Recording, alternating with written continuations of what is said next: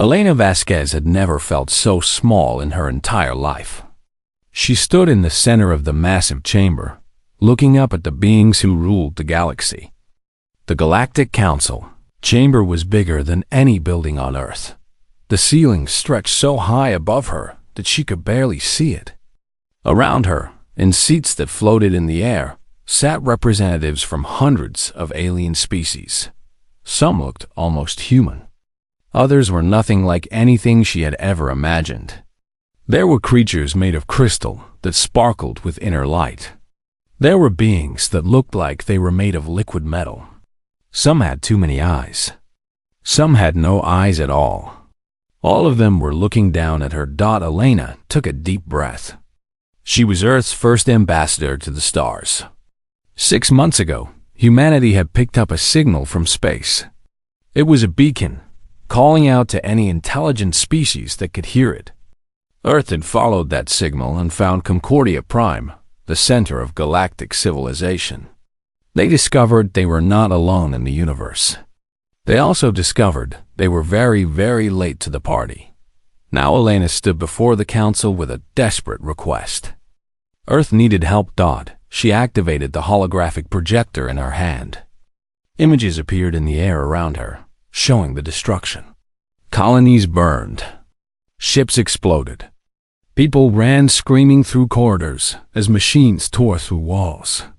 Honored council members, Elena began, her voice echoing in the vast space. I come before you to request aid. 6 weeks ago, an artificial intelligence collective known as the Harvesters attacked our outer colonies. They are machines that consume everything in their path. They break down ships, stations, even entire moons for raw materials. Then they build more of themselves. She showed them New Perth colony, where 50,000 humans have lived. Now it was just debris. She showed them the research station on Europa's moon, where scientists have been studying the ice. The Harvesters had taken it apart piece by piece, while people were still inside. We have tried to fight them, Elena continued. But our weapons are not strong enough. Our shields failed too quickly. We have lost 17,000 people so far. If the Harvesters continue, they will reach our main colonies within 3 months. Earth itself will be at risk within a year. She paused, looking around at the floating seats. No one spoke. No one moved. We are asking for military assistance. Or if you cannot spare ships, please give us access to better defensive technology. We will pay any price. We will work for generations to repay the debt. We just need help to survive. The silence stretched on. Elena felt sweat running down her back. Then, from somewhere high above, she heard a sound. It took her a moment to recognize it. Laughter. The Zentari representative spoke first. It was a being made of purple crystal, so old that its edges had worn smooth. Its voice sounded like wind chimes in a storm. The humans wish for our help, it said, and there was amusement in its tone. They have been in space for what? 50 Earth years. And already they cry for protection like younglings who have wandered too far from the nest. Another voice joined in. This one belonged to the Kryn War Master, a massive creature covered in scales and battle scars. They poked a sleeping beast, and now they want us to fight it for them. The Kryn laughed, a deep rumbling sound. This is what happens when primitives play with technology they do not understand. You expanded too fast, little humans. You built colonies before you could defend them. Now you must face the consequences. Elena felt her face burning. We didn't know the Harvesters existed. We didn't know anything existed out here until 6 months ago. Ignorance is not an excuse, a snake-like being said from another floating seat. It is merely proof of inadequacy. The council chamber filled with chatter. Some species seemed sympathetic, but they stayed quiet. The louder voices mocked Earth's request. They called humans reckless. They said Earth had no business in the stars if they couldn't handle the dangers. Finally, the Zentari raised one crystalline limb. The chamber fell silent. The Galactic Council has heard Earth's petition, it announced. We invoke the protocol of natural selection. This is an ancient law, written when the Council first formed, 10,000 years before humans learned to make fire. Elena's heart sank. She had read about this protocol. It was not good news. The protocol states that all species must prove their worth through surviving existential threats on their own. Help given too easily makes civilizations weak. Those who cannot overcome their challenges do not deserve to advance, but we're asking for a chance to survive. Elena protested. How can we prove anything if we're all dead? That is precisely the point, the Xanthari said. If you cannot survive, then perhaps you should not. The galaxy has no room for species that cannot protect themselves. The Kryn War Master leaned forward. My advice to you, human? Run home to your little blue world. Abandon your colonies. Hide on Earth and build your defenses there. In another 1,000 years, maybe you will be ready to try again. Or maybe you will stay in your corner of space where you belong. Other council members nodded in agreement. A few looked away, seeming uncomfortable, but none spoke up for Earth. The Xanthari delivered the final judgment. Earth's request for assistance is denied. The Council has spoken. This session is concluded. One by one, the floating seats began to drift away. The Council members left through doorways that appeared in the walls. They chatted with each other as they went, already forgetting about the small human standing alone in the center of the chamber. Elena stood there, watching them go. She had failed. She had come across the stars with hope, and she was returning with nothing. Worse than nothing. She was bringing back the message that humanity was alone. The galaxy knew they were dying, and the galaxy didn't care. A few council members stayed to talk among themselves near one of the exits. Elena heard fragments of their conversation. Such a shame. They showed promise. Better they learn now. The galaxy is not kind to the weak. Do you think they'll survive? Does it matter? If they do, perhaps they'll be stronger for it. If not, well, the universe will continue without them. Elena turned off her holographic projector. She walked toward the exit, her footsteps echoing in the now mostly empty chamber. She had a long journey back to Earth. She had to figure out how to tell 7 billion people that they were on their own. The beings who ruled the stars had decided humanity wasn't worth saving. As she reached the doorway, she looked back one more time at the Grand Council chamber. She thought about all the species represented here. Hundreds of civilizations, thousands of years of history. Technology beyond Earth's wildest dreams. And none of it would help her people survive. Elena walked out into the corridor, heading for the docking bay where her small Earthship waited. She had one message to send home before she started the journey back. It would be the hardest message she had ever written. Request denied. We're on our own. The message from Elena Vasquez reached Earth 3 days before she did. Those 3 days changed everything. Admiral James Chun watched the broadcast for the 5th time. He sat in his office at Pacific Fleet Command, looking at the footage of the council session that Elena had recorded. He watched the alien beings laugh. He watched them dismiss humanity like children playing a game they didn't understand. He watched the Kryn War Master tell Earth to run home and hide. Protocol of natural selection, Chun muttered. He was 62 years old and had spent 40 years in Earth's Navy. He had fought pirates in the asteroid belt. He had commanded rescue missions when colony ships failed. He had never run from a fight in his life. He wasn't about to start now. Chun's communication panel beeped. It was Dr. Sarah Okonkwo from the Weapons Research Facility in Geneva. Her face appeared on his screen. She looked tired. She also looked angry. Did you watch it? She asked. 5 times, Chun replied. They laughed at us. James, They sat there in their fancy floating chairs and laughed while showing videos of our people dying. I know. The harvesters will be at New Shanghai Colony in 4 weeks.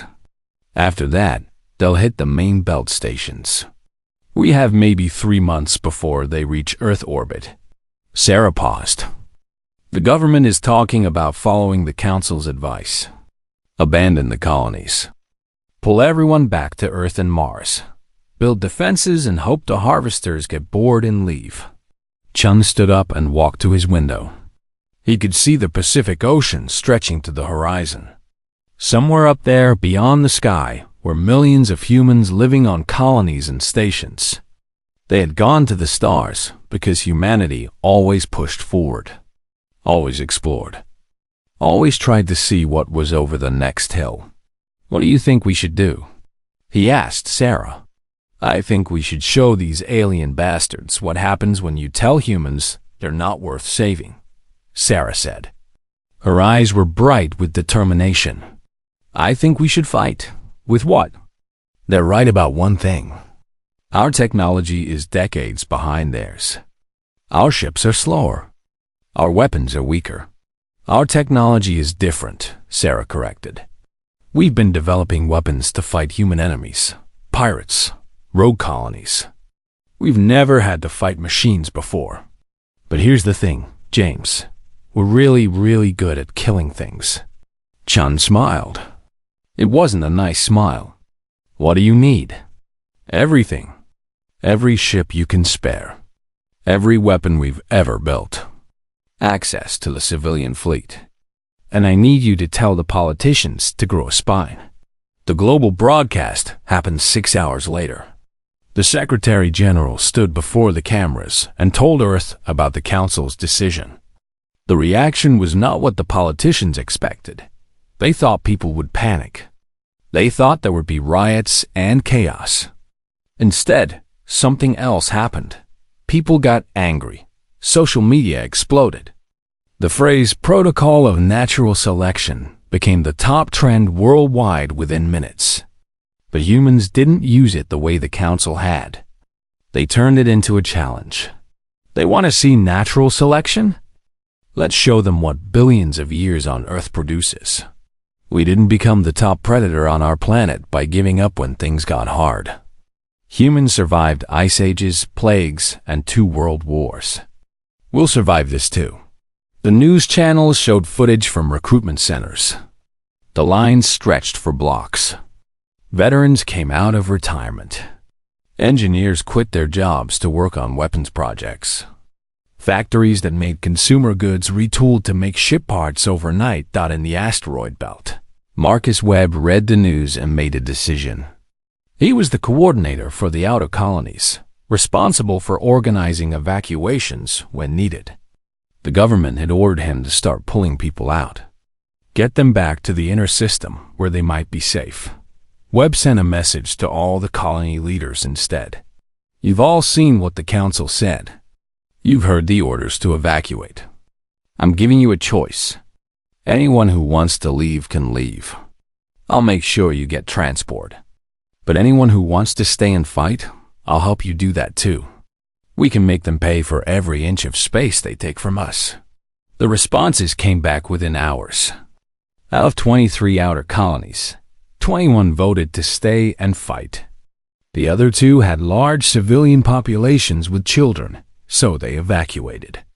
But their adults went to the colonies that were staying to help. Dr. Okonkwo's team worked around the clock. They took mining lasers and increased their power. They wouldn't cut through harvester armor, but they might slow them down. They took cargo haulers and mounted railguns on them. The ships would never win a fair fight, but they could fire and run. There's no such thing as a fair fight, Okonkwo told her team. Fair fights are for sports. This is war. We use every advantage we can get. We cheat. We lie. We set traps. We hit them when they're not looking and run before they can hit back.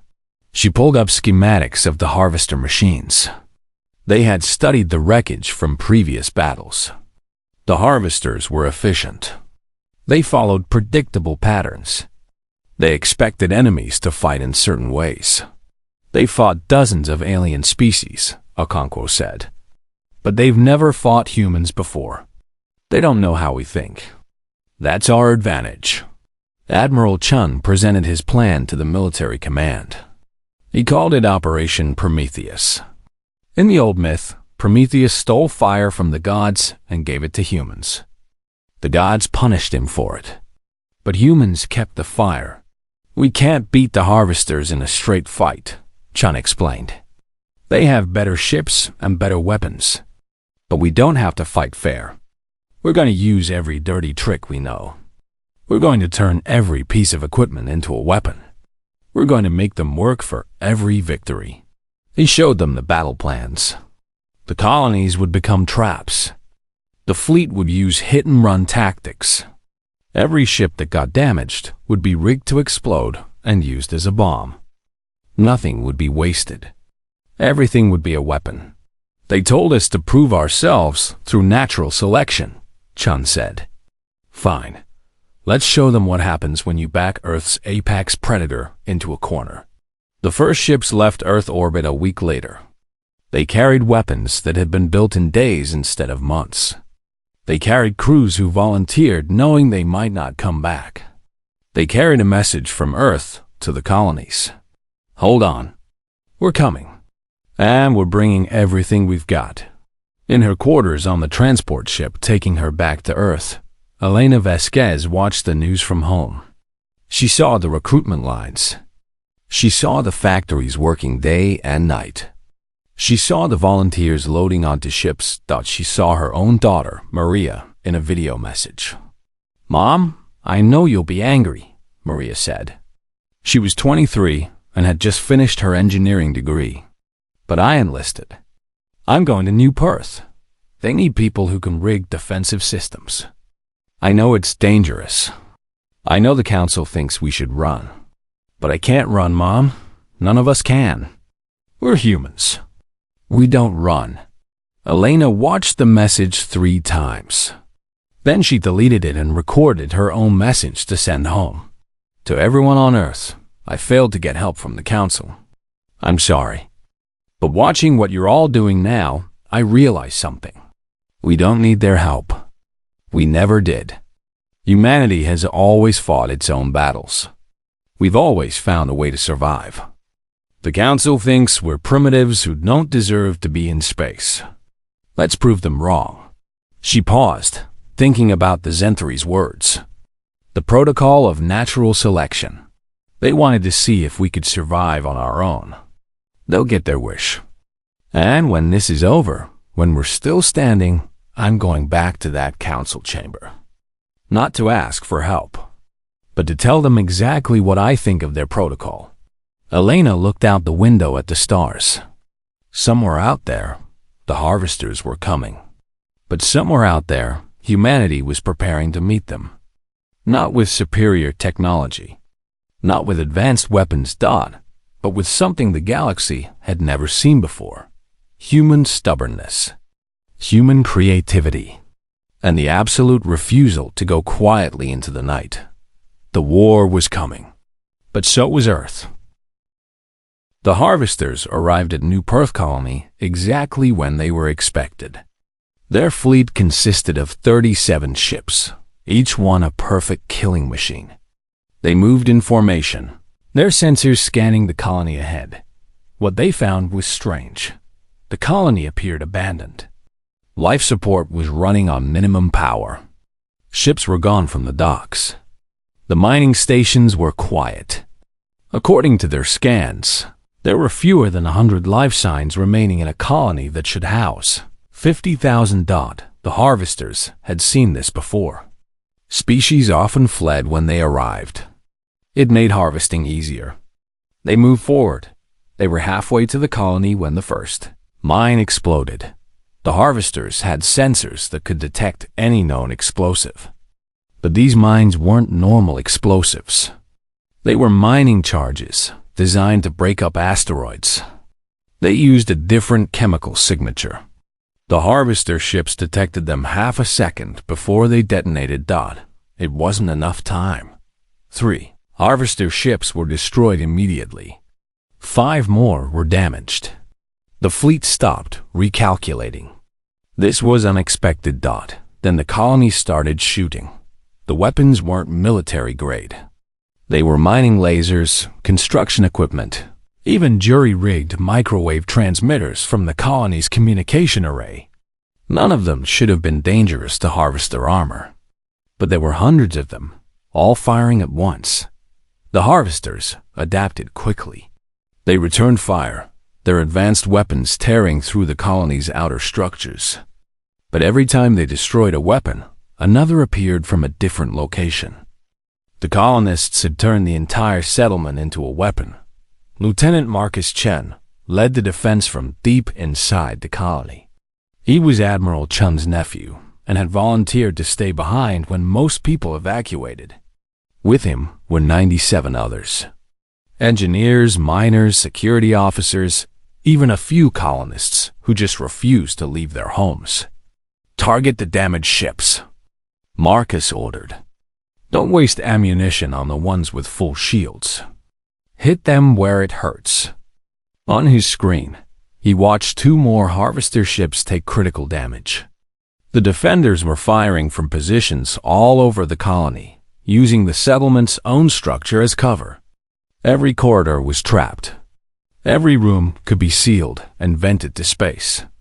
They had turned New Perth into a maze of death. The Harvesters made a decision. They sent in boarding machines, small drones that could enter the colony and hunt down the defenders directly.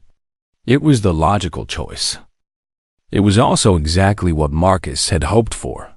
The drones entered through breached sections of hull. They moved through the corridors efficiently, searching for life signs. They found the defenders in a large chamber that used to be the colony's main marketplace. The defenders opened fire. The drones returned fire. It looked like a battle. It was actually a diversion. While the drones were focused on the main group, smaller teams of defenders moved through the maintenance tunnels.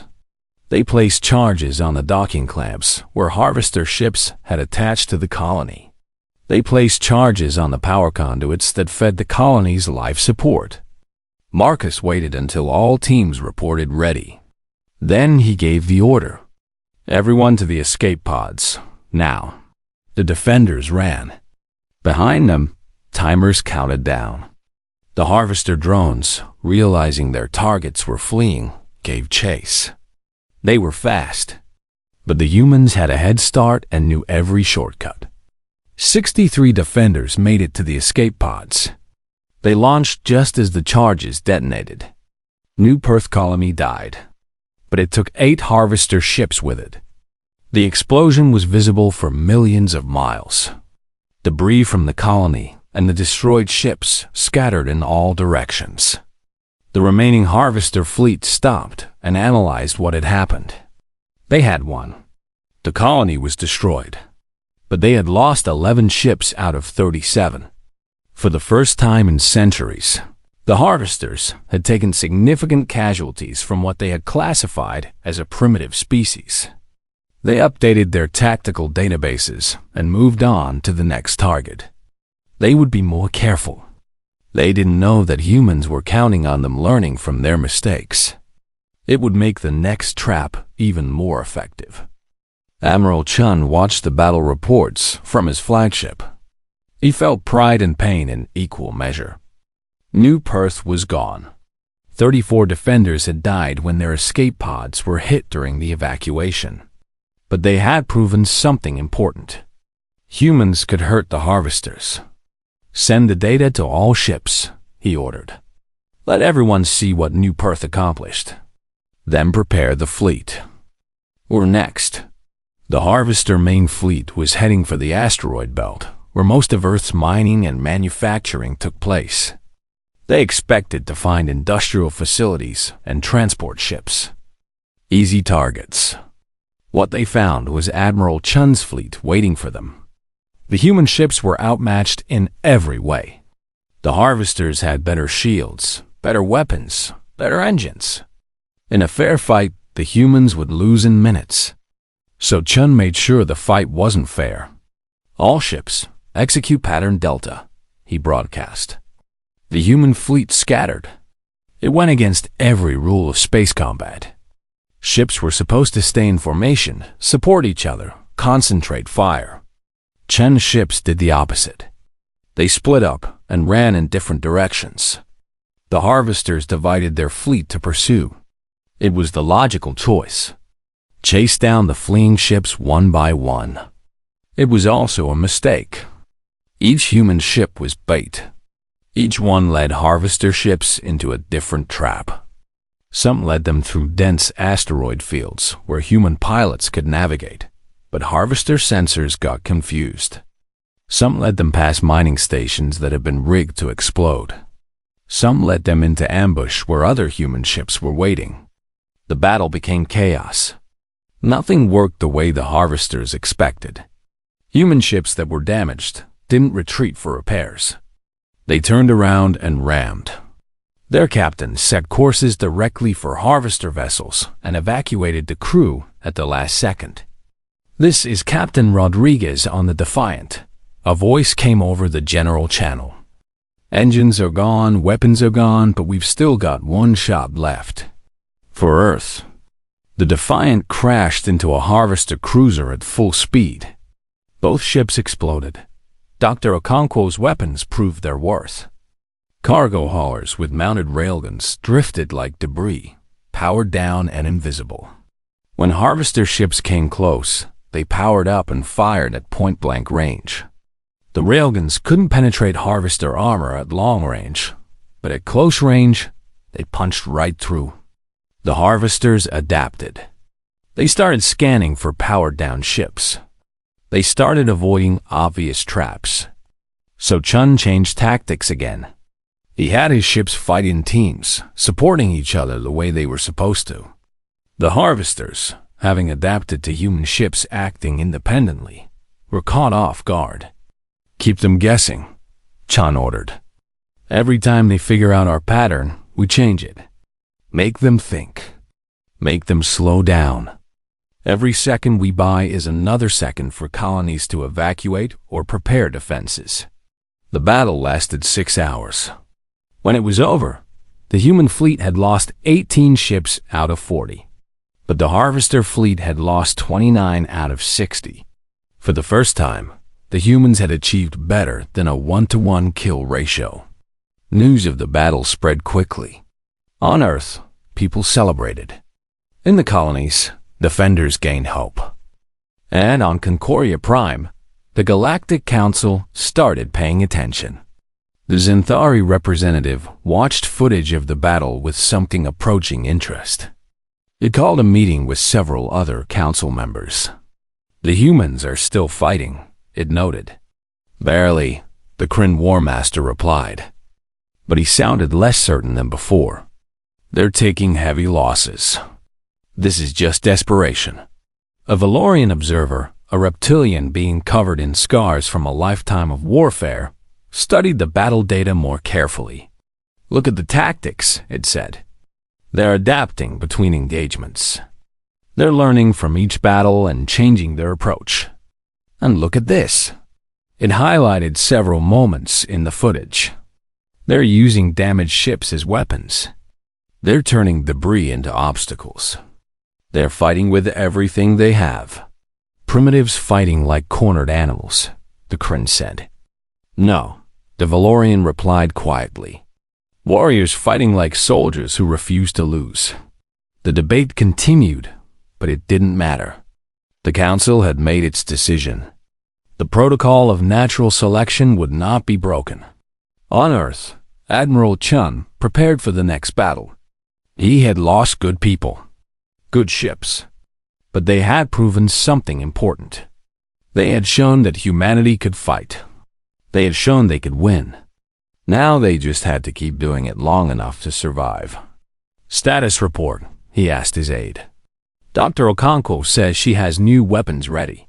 Marcus Webb reports that 12 colonies have been fully fortified. Volunteer numbers are still increasing."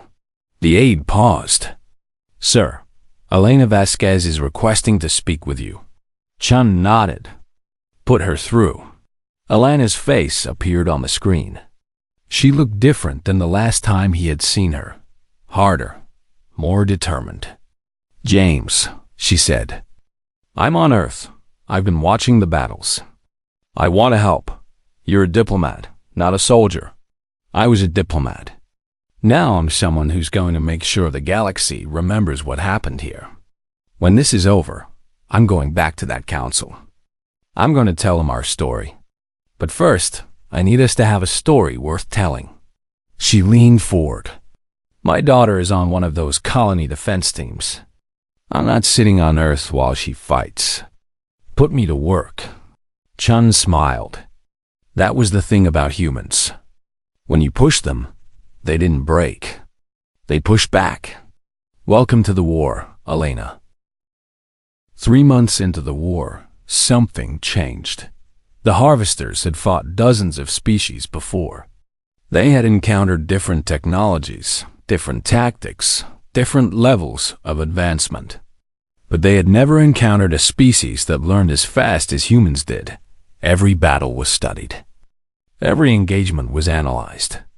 Dr. Okonkwo's team took the wreckage of destroyed harvester ships and reverse-engineered their technology at a pace that seemed impossible.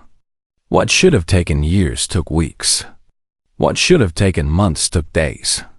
"How are you doing this so fast?" Admiral Chun asked during one of their briefing calls. Okonkwo looked exhausted. She had dark circles under her eyes and probably hadn't slept in days. But she was smiling. "We're cheating," she said. "The harvesters are they're logical. They follow rules. Their ships are designed efficiently, with every part serving a specific purpose. That makes them predictable." She pulled up schematics of a harvester ship. "See this? It's their power distribution system. It's perfect. No wasted energy, no redundant systems. Very efficient. And?" Chun prompted.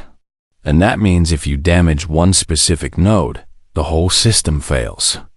They don't have backups because backups are inefficient." She highlighted several points on the schematic. "We found 17 critical weak points. Hit any one of them and the ship is crippled. How do we hit these weak points? They're protected by heavy armor. Not from the inside, they're not." Okonkwo's smile grew wider. "We've developed a new weapon. Small missiles that look like debris. The harvesters ignore them because they scan as non-threatening. But once they get close enough, they activate and drill through the hull. Then they navigate through the ship's interior and hit these weak points." Chun leaned back in his chair. "That's brilliant and terrifying. Thank you. We call them rat missiles, because they get inside and tear things apart from within." The rat missiles changed everything. In the next engagement at the Mars orbital stations, human ships fired them in swarms. The harvester's sensors detected missiles, but they appeared to be primitive, slow-moving projectiles. Not worth defensive fire when there were human ships to destroy. By the time the harvesters realized their mistake, it was too late. The missiles penetrated their hulls, navigated through their ships, and struck critical systems. Harvester vessels started losing power, losing shields, losing weapons. The human fleet moved in and finished them off. Out of 20 harvester ships, only 3 escaped. The colony defenders were getting better too. Marcus Webb coordinated the defense of the outer belt colonies, and every week they learned new tricks. They studied how the harvesters moved, how they attacked, how they responded to different situations. "They're predictable," Webb told his team during a strategy session. "Once you engage them, they follow a pattern. Attack the closest target with the most firepower until it's destroyed. Then move to the next target. They don't get creative. They don't change tactics mid-battle. So we use that against them," said Commander Lisa Park, who led the defense of the Ceres colony. "We give them targets that look important but are actually traps. We make them waste time and ammunition on things that don't matter. The next time the harvesters attacked Ceres, they found what appeared to be the colony's main power station protected by heavy defenses. They committed significant resources to destroying it. It took them an hour of sustained fire. The power station was actually a hollowed-out asteroid filled with explosives. When it blew up, it took 5 harvester ships with it. The real power station was on the other side of the colony, hidden and untouched. But the biggest change was in the people themselves. Every human in the war zone understood what they were fighting for. They weren't fighting for territory or resources. They were fighting for the right to exist. They were fighting to prove that humanity deserved its place in the stars. And they were fighting to prove the Galactic Council wrong. Elena Vasquez worked with the families of those who had died. She recorded their stories. She documented every battle, every sacrifice, every victory. She was building a record of what humanity had done when the galaxy abandoned them. One day, she received a message that made her stop everything. It was from Maria, her daughter. She was alive and safe at New Perth's evacuation center. Elena read the message 3 times, crying with relief. Then she kept working. There were other parents whose children wouldn't be sending messages. Their stories needed to be told too. Admiral Chun knew the war was reaching a critical point. The harvesters were learning too, adapting their tactics. The early victories had given humanity breathing room, but the enemy was adjusting. The battles were getting harder again. They'll go for Titan Station next, he told his command staff. It's our largest military installation. If they take it, we lose our main repair facility, our weapons manufacturing, and our central command. They know that. We know that. So they'll commit everything they have to destroy it. Can we defend it? His second-in-command asked. Chun looked at the strategic maps. Titan Station orbited Saturn, humanity's fortress in the outer system. It was huge, a city in space housing 200,000 people. It also had Earth's most powerful weapons and the bulk of the fleet. We can defend it, Chun said. But not the way they expect. He called Dr. Okonkwo. How much explosive material can we pack into Titan Station? There was silence on the other end. Then, are you asking what I think you're asking? If we had to turn Titan Station into a bomb, could we do it? James, there are 200,000 people on that station. I know. We'll evacuate them. But I need to know if it's possible. Okonkwo was quiet for a long moment. Saturn's moon Titan has a lot of ice. The station mines it for water and fuel. There are massive storage tanks full of liquid hydrogen and oxygen. If we reconfigured them, connected them properly. She paused. Yes, we could turn the station into a bomb. A very, very large bomb. How large? Large enough to destroy everything within 1,000,000 kilometers. Chun nodded slowly. Start the preparations, quietly, and start evacuating non-essential personnel from Titan. Make it look normal, like a regular rotation. We don't want the harvesters to know what we're planning. Over the next 3 weeks, Titan Station was slowly emptied. People were told they were being rotated to other assignments. The truth was known only to a handful of people. Engineers worked in secret, converting the station's fuel storage into the largest bomb humanity had ever created. The harvester fleet arrived right on schedule. 112 ships, their entire remaining force. They had committed everything to this attack. They would destroy Titan Station and break humanity's will to fight. Admiral Chun watched them approach on his sensors. His fleet was ready, positioned around Titan Station in defensive formation. It looked like they were preparing for a desperate last stand. It was all theater. All ships, Chun broadcast. Hold your positions. Make them think we're defending the station. Wait for my signal. The harvesters moved in. They opened fire from long range, testing the defenses. Human ships returned fire. The battle began.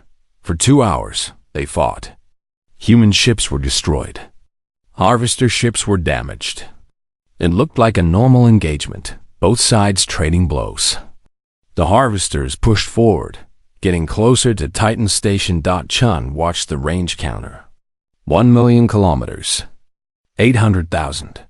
500,000. All ships, begin evacuation protocol, he ordered. Fall back to rally point Beta. The human fleet started withdrawing. It looked like a retreat. The harvesters, sensing victory, pressed forward faster. 300,000 kilometers. 200,000. 100,000. The entire harvester fleet was now within the blast radius. Chun opened the channel to every human ship, to every colony, to Earth itself. This is Admiral James Chun. In 60 seconds, we're going to show the harvesters what happens when you threaten Earth. To everyone who fought, to everyone who died, to everyone who refused to give up when the galaxy said we should. He looked at the tactical display one more time. The harvesters were exactly where he needed them, for Earth. He pressed the detonation button. For a fraction of a second, Titan Station became a new star. The explosion was brighter than Saturn itself. The shockwave tore through space, catching every harvester ship in its radius. Their shields failed. Their hulls melted. Their AI cores were overwhelmed by the energy and fried. 112 harvester ships ceased to exist. From Earth, people looked up at the night sky and saw a new light next to Saturn. It lasted for several minutes before fading. The war was over. The Harvester Collective was destroyed. Humanity had won, but the cost had been enormous. 17 colonies destroyed. Over 40 million people dead. Earth's economy devastated. And Titan Station, one of humanity's greatest achievements, was now nothing but scattered debris.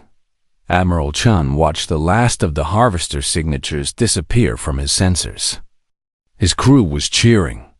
People were crying with relief and exhaustion. But Chun just sat quietly. They had won. They had survived. They had proven they deserved to be in space. Now they had to make sure the galaxy knew it. 6 months after the Battle of Titan Station, Elena Vasquez returned to Concordia Prime. This time, she didn't come to ask for anything. She came to deliver a message. The council chamber looked the same as before. The same floating seats, the same grand architecture, the same hundreds of alien species looking down from above. But something was different. This time, when Elena walked in, nobody laughed. Word of humanity's victory had spread across the galaxy. The battle data had been broadcast on all frequencies. Every civilization had watched the footage of Titan Station's explosion. Everyone knew that a species the Council had called primitive had destroyed an enemy that had consumed dozens of advanced civilizations. The chamber was packed. Every Council member was present. Many had brought advisors and observers. They all wanted to see what the humans would do next. Elena stood in the center of the chamber, in the same spot where she had stood 6 months ago. But she felt different. She wasn't here to plead. She wasn't here to beg. She was here to speak truth. The Xanthari representative was the first to speak. Its crystalline form sparkled in the chamber's light. Ambassador Vasquez, the Council congratulates humanity on surviving your trial. You have proven your worth through the protocol of natural selection. We are prepared to discuss Earth's application for Council membership. Elena didn't respond immediately. She looked around the chamber, making eye contact with as many representatives as she could. You congratulate us, she finally said. Her voice was quiet, but it carried in the vast space. You're prepared to discuss membership. How generous. The Xanthari seemed confused by her tone. The protocol has been satisfied. You have earned your place. We earned our place? Elena's voice got harder. Let me tell you what we earned. We earned 42 million dead. We earned 17 destroyed colonies. We earned an entire generation of children who will grow up without parents. We earned economic devastation that will take decades to recover from. She activated her holographic projector. Images appeared around her, not of battles or explosions. Images of people, faces, names, ages. This is Captain Sarah Rodriguez. She was 34 years old. She had 2 children. She died ramming her ship into a harvester cruiser because it was the only way to save a colony transport full of civilians. Another image. This is engineer Marcus Webb. He was 41. He died holding the line at Ceres Colony so that others could evacuate. More images. More names. More faces. Elena showed them all. Every single one of the 42 million who had died. These people didn't die in a trial, Elena said. They died in a war. A war we had to fight alone because the Galactic Council decided we weren't worth helping. The Kryn War Master shifted in his seat. You misunderstand the protocol. It exists to make species stronger. Help given too freely creates weakness. No, Elena said flatly. You misunderstand what happened. You didn't make us stronger. You forced us to become killers. We didn't want to fight. We asked for help. We begged for help. And you laughed at us. She showed new footage. The Battle of New Perth. The asteroid belt engagement. The defense of Ceres. The final stand at Titan Station. You wanted to see natural selection? Look at what you created. We turned mining equipment into weapons. We used cargo ships as bombs. We rigged an entire space station to explode just to take our enemies with us. These aren't the actions of a civilization ready to join galactic society. These are the actions of cornered animals fighting to survive. The chamber was silent. Elena could see some representatives looking uncomfortable. Others looked angry. The Zinthari remained still, its crystalline face unreadable. We learned things during this war, Elena continued. We learned how to kill efficiently. We learned how to turn anything into a weapon. We learned that rules don't matter when you're fighting for survival. We learned that the galaxy doesn't care if you die. She paused, letting her words sink in. And now you want to congratulate us. You want to offer us membership in your council. Why? Because we proved we can fight? Because we showed we can survive on our own? That is precisely the point of the protocol, the Zinthari said. Then I have bad news for you, Elena replied. Earth is rejecting council membership. The chamber erupted. Voices overlapped in dozens of languages. Some representatives seemed outraged. Others seemed confused. The Zinthari raised one crystalline limb, calling for silence. You reject membership? After fighting so hard to prove yourselves? We didn't fight to prove ourselves to you, Elena said. We fought to survive. And now that we have, we've made a decision. We're implementing our own protocol of natural selection. She pulled up a document. It appeared on screens throughout the chamber. It was an official declaration from Earth's government. The human protocol, Elena read aloud. Any species that requests Earth's aid will receive it, regardless of Galactic Council approval. Any civilization facing extinction will find humanity standing with them.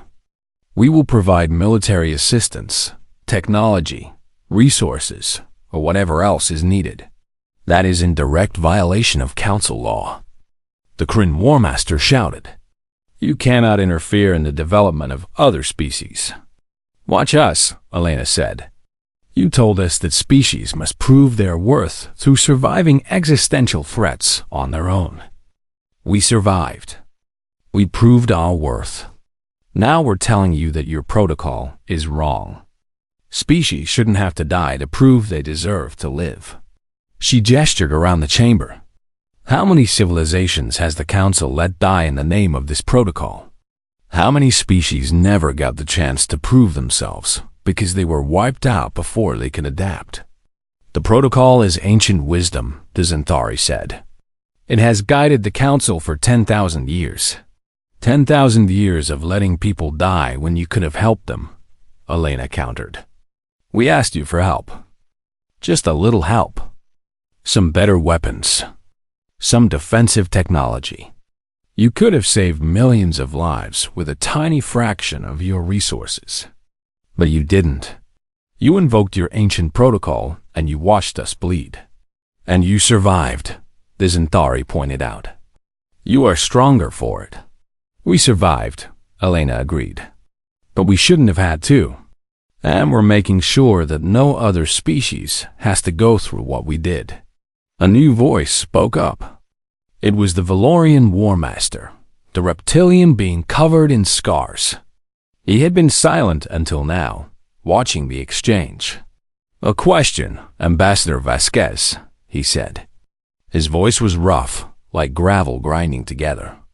Your human protocol offers aid to any species that requests it.